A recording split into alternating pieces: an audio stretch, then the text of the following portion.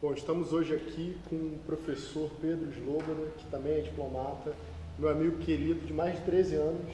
Enfim, a gente foi monitor de internacional lá na UF, foi professor substituto nessa casa quase que simultaneamente, estava fazendo a dissertação, quebrou muitos galhos para mim aqui. Te agradeço muito, você sabe do carinho e admiração que eu tenho por você. Além de muito talentoso, uma pessoa sempre muito generosa, muito carinhosa com todo mundo que cerca você. Então é um prazer te receber de volta aqui na sua casa para falar justamente do seu primeiro livro específico de Direito Internacional, que foi obra da sua dissertação em Direito Internacional pela UERJ, sob a orientação do professor Paulo Emílio, que também foi meu orientador, a gente já entrevistou aqui no canal, que é justamente a Síndrome de Brás Cubas, mas não é um livro de literatura, poderia ser, mas não é, sobre sanções unilaterais e a responsabilidade internacional do Estado. A gente sempre faz uma pergunta padrão no debates virtuais, que é como você passa de aluno da UF a professor do IDEG, de tantos outros espaços, e também diplomata, né? Acho que os alunos também têm interesse, muitos alunos da UFRJ querem prestar o concurso também, e querem ser professores de Direito Internacional. Como foi esse caminho? Eu sei, né? Siddhartha, é uma satisfação para mim, primeiro, claro, sempre encontrar você, e ainda mais aqui na nossa casa, na UFRJ, no Salão Nobre aqui da UFRJ, falando do livro que foi escrito aqui também. Né? Foi escrito nos corredores da UERJ, foi escrito no mestrado da UERJ, mas foi também escrito a partir das pesquisas feitas aqui na Faculdade Nacional de Direito, na disciplina de responsabilidade internacional e também no grupo de pesquisa, especialmente sobre responsabilidade internacional. Essa pergunta sobre como passei de aluno para professor foi, acho que mais ou menos como você também, né? A gente, em certa medida, seguiu os passos um do outro. Você foi monitor do nosso querido Eduardo Val, na UF, eu fui monitor logo em seguida, Direito Internacional. E claro que essa monitoria já faz parte dessa transição de aluno para professor, é o meio do caminho, né? E depois você foi professor de Direito Internacional aqui na UFRJ. Eu fui professor de Direito Internacional também aqui depois, pouco depois de você. E em seguida, foi me seguindo. Foi te seguindo. Fui te seguindo. Depois você foi fazer doutorado na UERJ com o Paulo Emílio. E eu fui fazer também o mestrado na UERJ com o Paulo Emílio. Eu fui seguindo seus passos até entrar no Itamaraty. Aí você subiu na vida. Aí a gente diferenciou um pouco. Mas foi uma trajetória muito parecida. Tivemos os mesmos orientadores nas mesmas instituições. Fomos professores e mestrandos e doutorandos nas mesmas instituições. E por isso é um prazer ainda maior estar aqui com você falar do livro. E como é que você vira diplomata? Eu sei que você cortou um dobrado. Essa história pessoal, essa transformação toda, o nosso querido amigo Eduardo Val, que nos introduziu, nós dois, no mundo da docência e no mundo do direito internacional. Você tem dois corações, né? Você é professor de direito internacional e constitucional. Mas o Eduardo Val explica isso muito bem no prefácio do livro, que ele assinou, desde monitor de direito internacional dele, do Eduardo Val, já com a convicção de seguir a carreira diplomática, até a especialização, o mestrado, e no ano de 2016, quando na verdade aconteceu tudo ao mesmo tempo, eu terminei de escrever o livro, defendi a dissertação, entrei no doutorado Direito Internacional na USP e entrei no Itamaraty, tudo ao mesmo tempo, tudo no final de 2016, nessa virada para 2017. Parece fácil para quem vê de fora, mas eu que acompanhei, você vê que desde a monitoria você já fazia uns boletins, era um barato, assim, informando de cada caso da corte.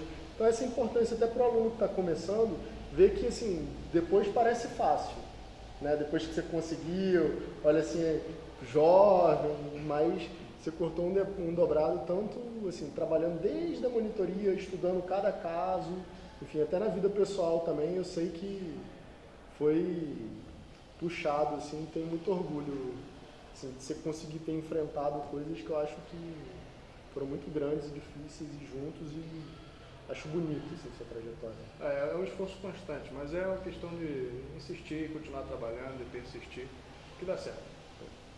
Mas entrando no livro, propriamente dito, o livro tem 3 capítulos. Tem um primeiro capítulo que é o bloco de condicionalidade do direito internacional, tem um segundo sobre a responsabilidade internacional propriamente dita e tem um terceiro sobre as sanções. Eu vou tentar fazer mais ou menos 3 perguntas, uma do início, uma do meio e uma do final.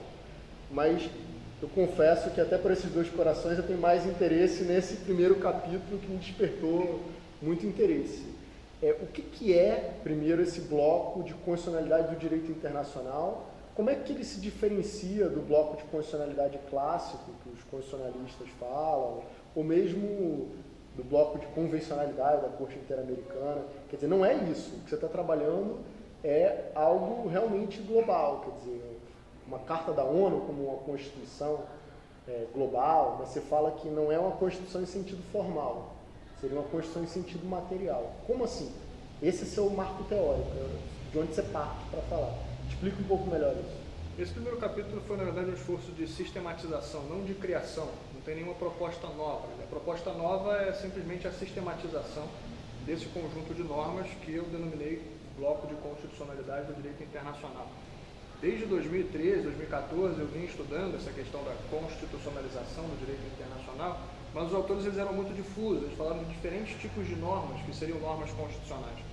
Normas tão diversas como o Pacta Sunt Servanda, a Carta da ONU e normas de Jus Collens, que têm características muito diferentes entre si. Então, o que eu proponho com essa expressão, bloco de constitucionalidade do direito internacional, nada mais é do que um conjunto de normas que basicamente resguardam direitos fundamentais e distribuem um sistema de governança e estruturam a sociedade internacional. Eu classifiquei esse bloco de constitucionalidade do direito internacional em basicamente 3 normas.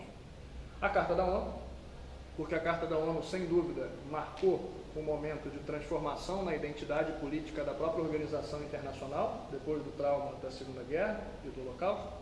Ela distribui um sistema de governança. É claro, como dizia o Celso Mello, é uma sociedade internacional institucionalmente imperfeita, não se compara com o direito interno. Mas a gente tem ali um poder judiciário. Não tem jurisdição universal, mas é um poder judiciário, com vocação universal. A gente tem um órgão executivo, a gente tem um órgão legislativo. O Conselho de Segurança tem poderes legiferantes e as suas resoluções, sendo vinculantes, ainda vinculam terceiros estados e são hierarquicamente superiores, o que costuma ser características das normas constitucionais. Mas a Carta da ONU não é. Alguns autores dizem que seria uma Constituição formal, como Fassbender. Mas a própria Corte Internacional de Justiça já reconheceu que não é uma Constituição em sentido formal. Seria uma Constituição em sentido formal a Constituição da União Europeia, se tivesse sido aprovada. Formalmente, diz a própria Corte Internacional de Justiça, é um tratado multilateral, com características peculiares, mas é um tratado multilateral. Mas em termos materiais, aquelas normas ali têm materialidade constitucional, ou seja, eles resguardam direitos fundamentais, valores essenciais da comunidade internacional, especificamente no artigo 1 e no artigo 2, com os propósitos e princípios da Carta da ONU, proibição do uso da força, depois do trauma da Segunda Guerra, obrigação de solucionar pacificamente as controvérsias, não intervenção em assuntos internos, boa-fé, que são princípios materialmente constitucionais, porque resguardam valores superiores da comunidade internacional e, por outro lado, distribuem um sistema de governança. Então, a Carta da ONU, organizando os 6 órgãos principais da ONU, e com algumas características constitucionais, como vincular terceiros estados, independentemente do seu consentimento, ter uma hierarquia normativa, com base no artigo 103. Então, o primeiro conjunto de normas desse bloco de constitucionalidade seria a Carta da ONU, não como uma Constituição formal, mas como uma Constituição em sentido material.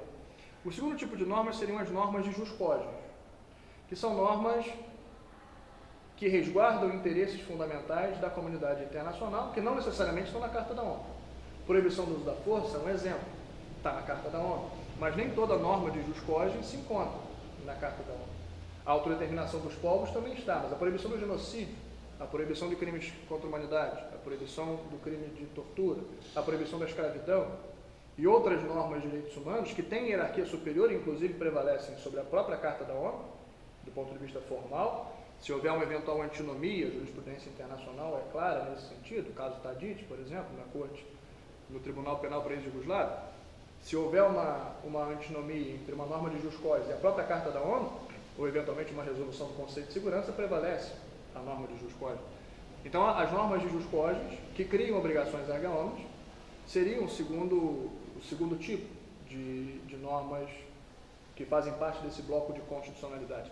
E, por fim, as normas que eu propus chamar de normas estruturais, que são as normas que estruturam a sociedade internacional, que estruturam o direito internacional. O direito internacional não é mais do que um conjunto de normas que regula a relação entre os Estados, ou melhor, entre os sujeitos do direito internacional. Então, existem aquelas normas, em primeiro lugar, que determinam quais são as normas de direito internacional.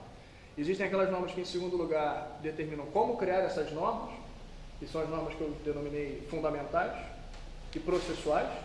Quer dizer, a norma fundamental não seria só o Pacta Sunt Servanda, porque ele até fundamenta os tratados, mas não fundamenta, por exemplo, os costumes. A gente precisaria de uma outra norma, consuetudo et servanda. Mas existem algumas normas, e notadamente Pacta Sunt Servanda, consuetudo et servanda e o Acta Sunt Servanda, que fundamentam basicamente todas as fontes de direito internacional. Os tratados devem ser cumpridos porque Pacta Sunt Servanda. Então, essa norma identifica por que um tratado é fonte e é uma norma jurídica.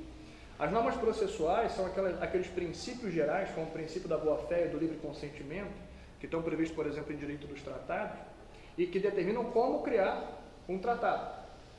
Ou seja, os tratados têm que ser cumpridos por causa da norma fundamental, Pacta Sunt Servanda. Mas a formalidade para se produzir um tratado, ela vai ser determinada por essas normas que eu propunha chamar processuais.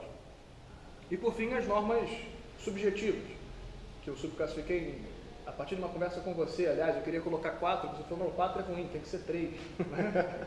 E aí eu dividi em subjetivas e subjetivas propriamente ditas, né? Sugestão sua, e intersubjetivas, quer dizer, as subjetivas propriamente ditas são as que determinam quem seriam os sujeitos que vão ser regulados por essas normas, que nós já sabemos quais são e como são produzidas, pelas normas fundamentais e processuais.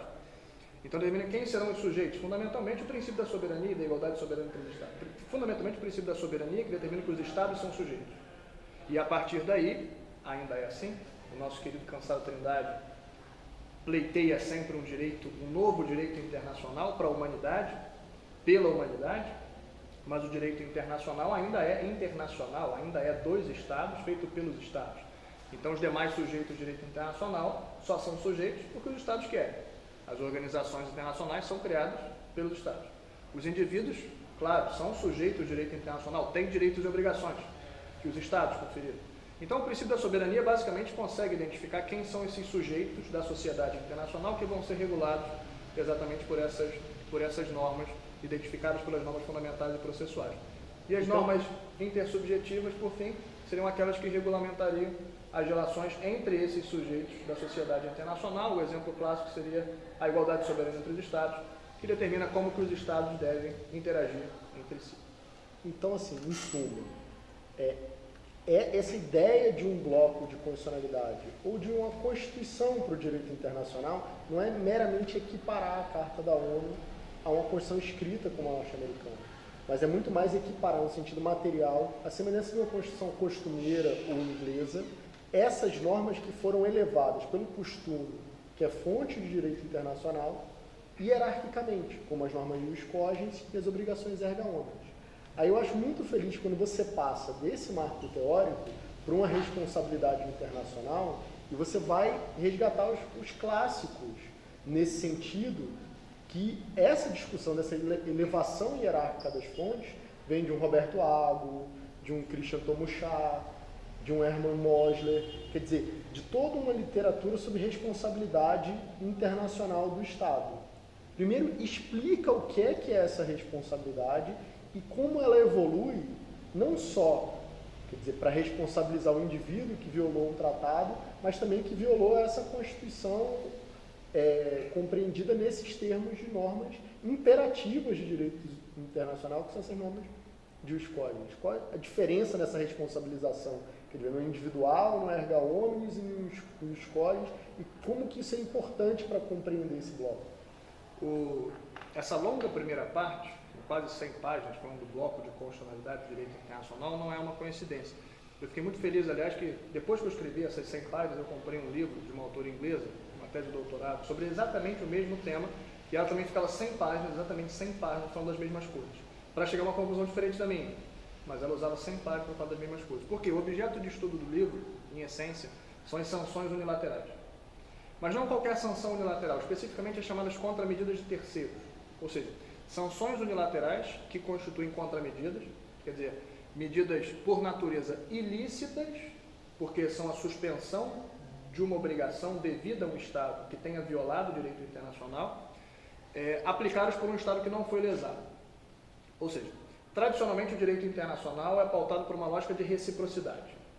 Então, na história do direito internacional, desde, no mínimo, a teoria geral da responsabilidade internacional do Ancelotti, se um Estado viola o direito internacional e causa dano a outro, esse outro Estado que foi lesado tem o direito de se defender, não necessariamente pelo uso da força, mas de se defender e suspender uma obrigação que era devida a esse outro Estado, com o objetivo de forçar aquele Estado a voltar a cumprir o direito internacional.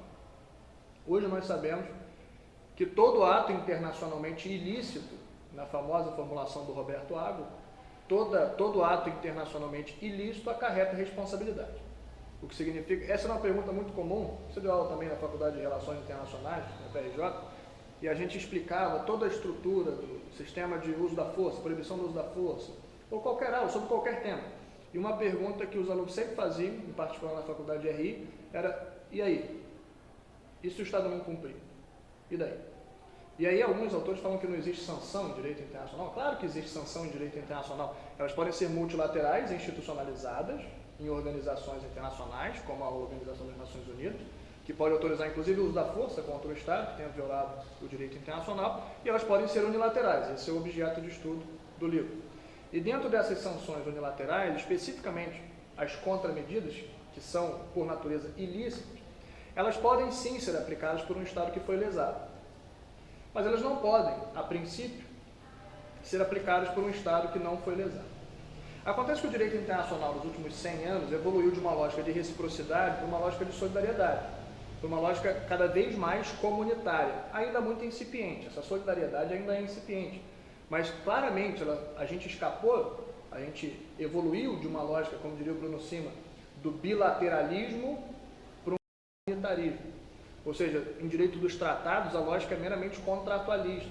As obrigações são eminentemente interpartes. Só que gradativamente a gente começou a consolidar interesses comuns na comunidade internacional e começamos a reconhecer obrigações erga omnes em direito internacional. E daí falar em o bloco de constitucionalidade, porque todas essas normas que eu mencionei, a Carta da ONU, as normas de jus cogens e as normas estruturais, criam obrigações erga omnes, ou seja, obrigações devidas à comunidade internacional dos Estados como um todo.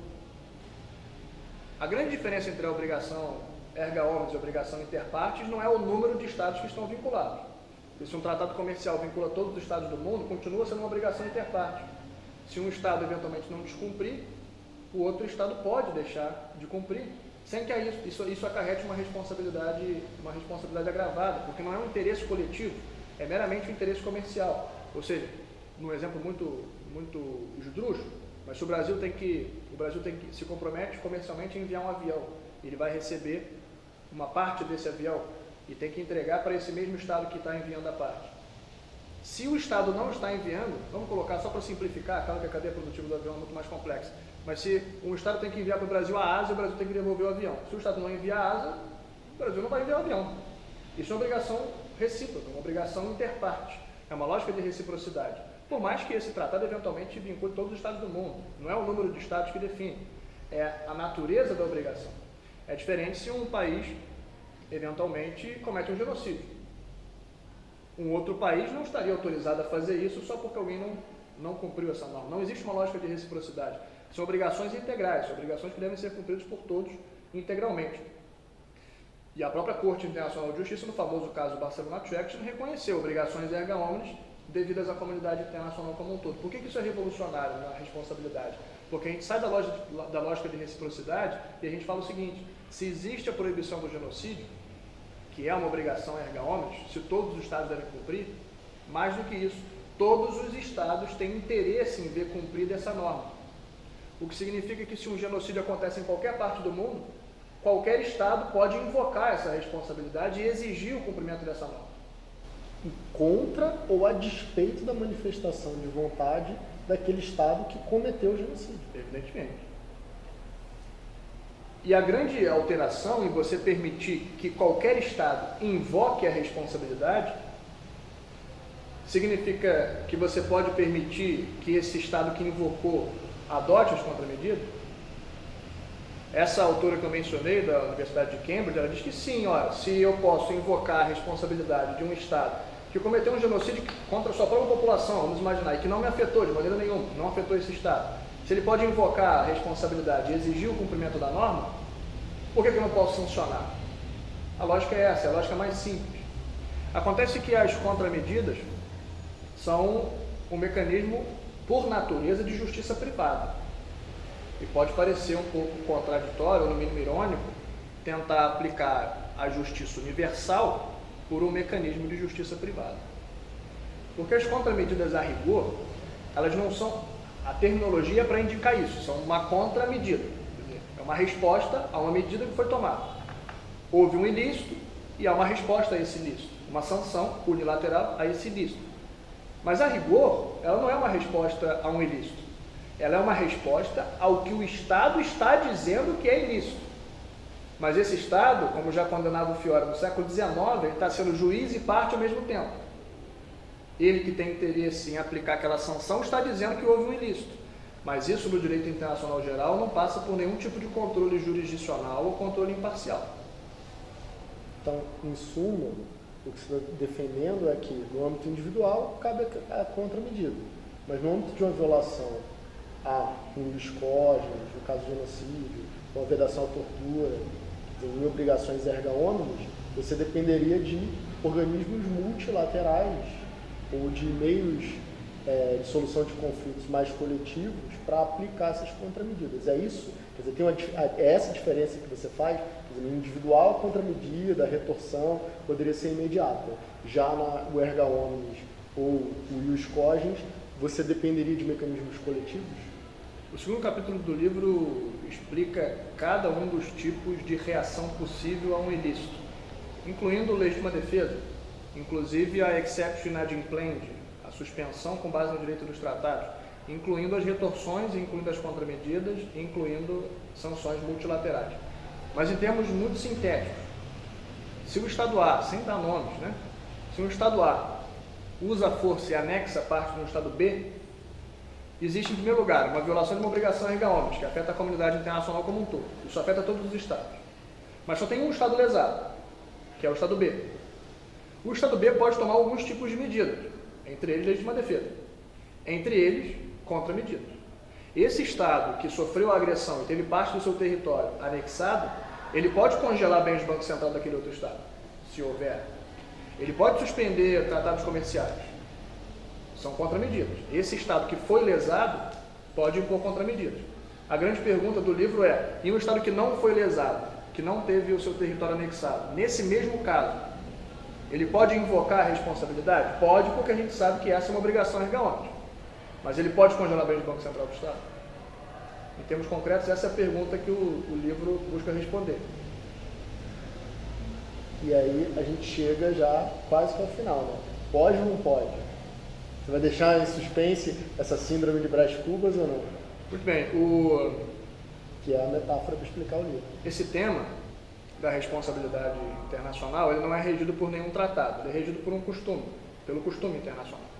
O que a gente tem é o projeto de artigos, que demorou mais de 50 anos para ser elaborado.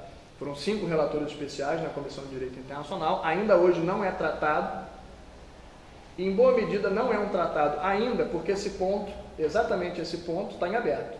O artigo 54, que o Crawford, que foi o último relator especial, colocou no projeto de artigos, ele é propositalmente ambíguo, porque não foi possível chegar a uma conclusão sobre esse tema. Se um Estado que não foi lesado, se ele pode aplicar esse tipo de sanção unilateral ou não. Então, para responder isso, a gente tem que recorrer ao costume internacional. O costume é a prática dos Estados, reiterada, uniforme, geral, acompanhada de uma opinião iuris, acompanhada da convicção desses Estados de que aquela prática é exigida ou permitida pelo direito internacional. Os autores que defendem que seria possível isso, por uma enorme coincidência, são quase todos de meios acadêmicos de países que aplicam sanções unilaterais, tentam invocar uma série de precedentes. E existe uma série de precedentes. Então, existe uma prática, é verdade. E ela é reiterada. É uma prática reiterada. mas ela está longe de ser uma prática geral. Ela está longe de ser uma prática generalizada. É uma prática aplicada por alguns pouquíssimos estados. Eu diria são 2 sujeitos de direito internacional, tão somente, que aplicam de forma reiterada, e excepcionalmente alguns outros sujeitos, alguns outros estados, mas sempre estados desenvolvidos, capitalistas ocidentais. E sempre, com uma única exceção, em todos os casos, contra estados em desenvolvimento. Muitas vezes contra ex-colônias. Na maior parte das vezes, para não falar todas as vezes, com objetivos geopolíticos evidentes. Então existe uma prática, ela é reiterada, mas ela está longe de ser geral. Então me parece que nem mesmo o elemento material do costume está verificado. Mas essa prática, evidentemente, para ser costumeira, deveria ser acompanhada de uma opinião, de uma convicção jurídica.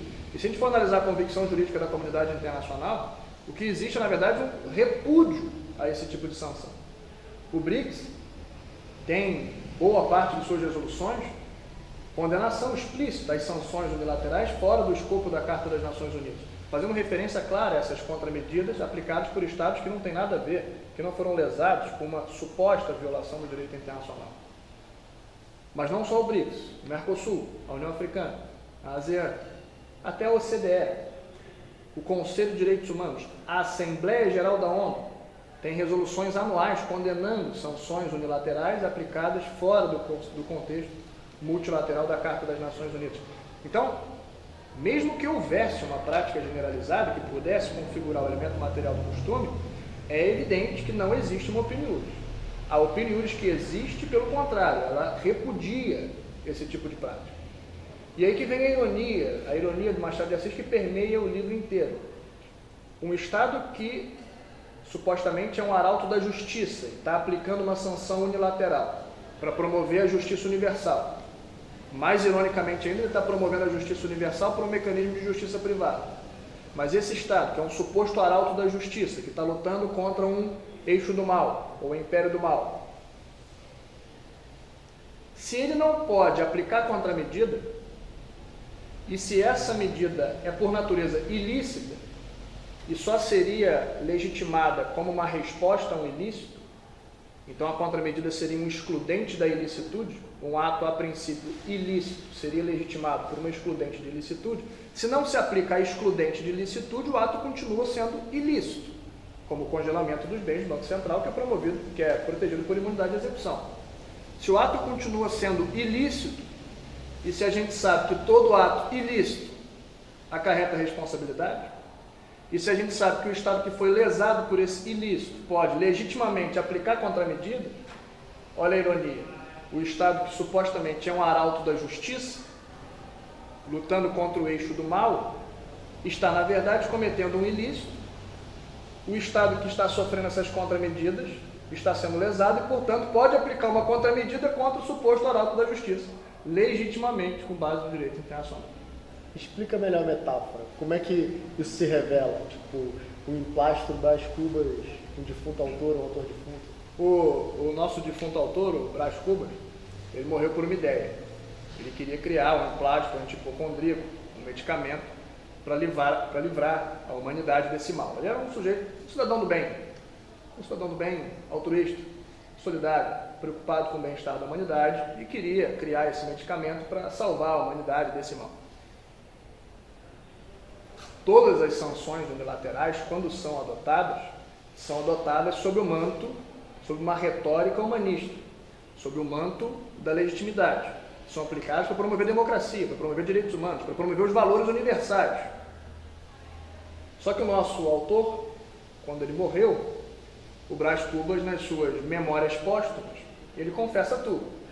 Que o que movia essa sua ideia não era altruísmo, não era espírito de solidariedade. O que ele queria mesmo era ver as 3 palavrinhas mágicas, ele queria ver o nome dele estampado em todas as caixinhas de remédio, em todos os mostradores, em todas as farmácias, emplasto Brás Cubas. Ele queria ser reconhecido, ele queria ter essa vaidade de ser reconhecido como um homem de bem. Ou seja, o pretexto é humanista, o pretexto é solidário, é salvar a humanidade desse mal, é promover a justiça universal, promover as obrigações erga omnes. Mas quando a gente analisa a prática dessas sanções unilaterais, a gente verifica que elas são todas seletivas. Não por acaso, sempre contra estados rivais, durante governos rivais, governados por governos rivais. Então, essas contramedidas, elas não são baseadas num espírito de solidariedade, porque as motivações geopolíticas são evidentes. Então, essas contramedidas de terceiros estados, que é o objeto central do livro, não são um direito, são uma síndrome, a síndrome de Brás Cubas. E caminhando para o fim, tem a última pergunta que é clássica no debate virtuais, que é: se teve alguma pergunta que você gostaria que eu tivesse feito a você e que eu deixei de fazer? Quando que vai ser a próxima? Quer dizer, já está com a síndrome também de Brás Cubas. Mas brincadeiras de lado, assim, se você não, por modéstia, não sugere nenhuma pergunta, eu acho que é interessante para os alunos da UFRJ. Tem muitos alunos que querem ser diplomatas, como você. Como é que faz? Tipo, qual a dica para quem quer começar, por exemplo? Eu adoraria te ouvir, dar uma dica para os meus alunos que gostariam de saber como é que chega lá. É só estudar, não tem mistério. Tranquilo. É só estudar. Não, é só estudar muito. É preciso desmistificar a prova também. A prova não é feita por semideuses para semideuses. É uma prova complexa, com bastante conteúdo, mas estudando, você sabe. Estudando o quê? Onde? Não, aí tem que estudar todas as disciplinas. Política internacional, português, inglês, francês, espanhol, economia, história do Brasil, história mundial, direito internacional, direito interno. São muitas disciplinas. O conteúdo, eu costumava dizer que não é uma prova exatamente difícil, ela é trabalhosa. Ela demanda muito esforço, demanda muito suor, demanda muito tempo, demanda muitas aulas, demanda muita leitura. Ela é trabalhosa porque o universo, a emenda é gigantesca, são muitas disciplinas. Mas é uma questão de insistir. Você sabe que tinha bibliografia básica, depois tiraram. Não tem mais. Os cursos, até alguns que se dá, o Clio, o DEG, acabam trabalhando essa bibliografia também. Tinha uma bibliografia oficial, mas é difícil você colocar uma bibliografia oficial para temas tão vastos. Realmente, a bibliografia ela é vasta, não tem por que se limitar a alguns autores específicos. Mas você sabe que é um concurso que exige dedicação. A média na minha turma foi fazer a prova 4 vezes. Eu fiz a prova 4 vezes, que é a média da minha turma. Teve gente que passou de segunda, foi o melhor, e teve gente que passou de oitava. Mas eu acho que, não sei se foi a segunda ou a terceira, você passou, mas aí reduziram o número de vagas, não foi? Algumas vezes eu fiquei perto. Não, teve um que você foi aprovado, mas aí tinha reduzido de 100 para 50 vagas, acho que ficou em 60, uma coisa assim. Teve uma que eu não passei nem na primeira fase. Eu passei na terceira no ano seguinte reduziram, deve ter sido esse ano. E eu não passei nem na primeira fase. Tem um amigo também que não passou na primeira e na segunda passou em quinto. Um grande amigo meu passou em primeiro no concurso, passou em primeiro no Rio Branco, é um dos diplomatas mais bem preparados que eu conheço, e ele fez a prova 7 vezes. Podia ter passado na primeira, podia ter passado na segunda, podia não ter passado na sétima. Então, eu lembro sempre uma frase, um ano antes de eu passar, um amigo meu tinha acabado de passar, eu liguei para ele para dar os parabéns, eu não tinha passado pela terceira vez, e aí eu perguntei para ele quantas vezes ele tinha feito a prova, tinha feito a prova 5 vezes. E ele falou: João, é só insistir que uma hora vai ser. Insistir e resistir, né? Porque a vida também te testou, não foi só insistir e a resistir. prova. Insistir e resistir. Então, eu queria te agradecer muito, quero dizer que é um prazer enorme te receber aqui de novo na sua casa. E sempre que você quiser voltar, volta. Se estiver do Rio, avisa. Com certeza. Vamos ver se a gente traz a Nauene para dar uma palestra. Vamos, com certeza. Obrigado, Cidade. Tchau.